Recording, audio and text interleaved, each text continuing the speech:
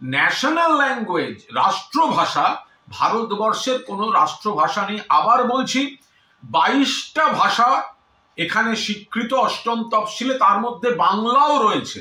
প্রত্যেকটি ভাষার সমান গুরুত্ব।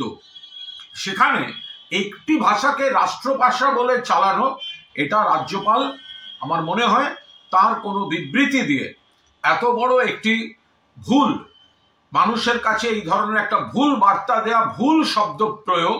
আপনি অফিসিয়াল ল্যাঙ্গুয়েজ শব্দটা যদি বা বলতে পারেন, আপনি ন্যাশনাল ল্যাঙ্গুয়েজ এই শব্দটা আপনি ব্যবহার করতে পারেন না। তার সঙ্গে আপনি মা এবং ধাইমার একটা তুলনা করেছেন, যে আমাদের হিন্দি আছে মা, কিন্তু ধাইমা ইংরেজি বা এই কথাটা কোনো ভাষাকে এইভাবে এই তুলনা দিয়ে আপনি কি ধাইমাকেও অপমান করছেন?